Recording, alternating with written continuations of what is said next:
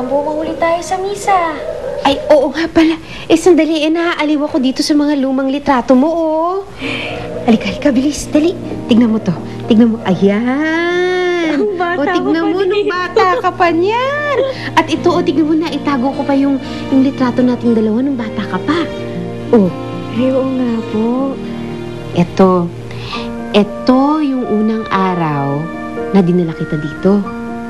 At nagdesisyon akong kupkupin ka at ampunin.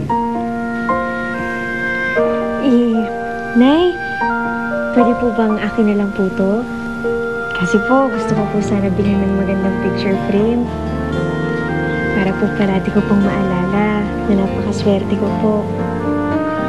Napakaswerte ko po dahil sa inyo po ako inihaw bilang nanay ko bago po siya namatay.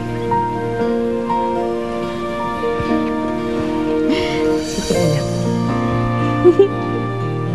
Sa wakas, magkikita na tayo, apo ko.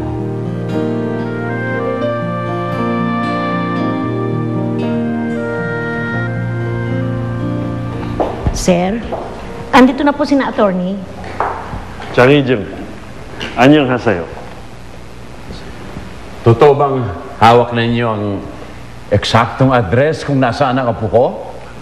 Yes, Mr. Changhi.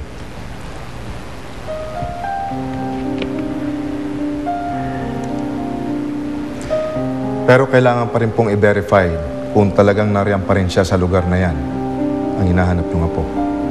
Hindi na kailangan. Ngayon din, ay gusto kong puntahan ang address na ito.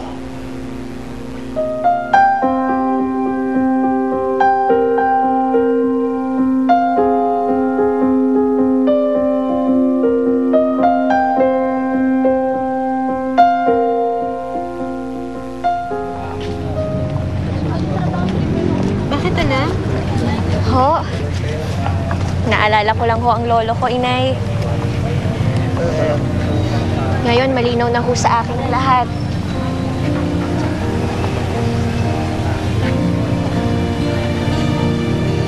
Sa kanya ho galing itong kwintas.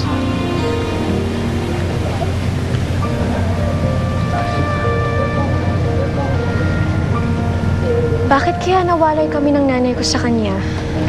Siguro may dahilan, anak. Dahilan na alam ko, aalamin mo balang araw kapag nagkatagpo-tagpo na kayo. Nangyayari pa kaya yun, inay?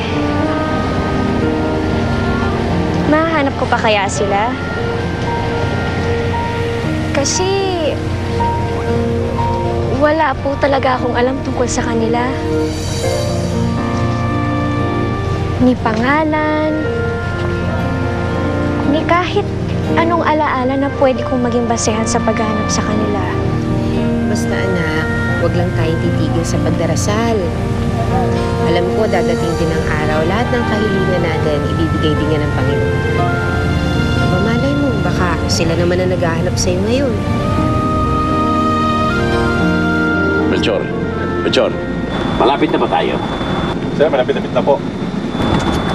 Sa wakas, attorney, magkikita na kami ng apo ko.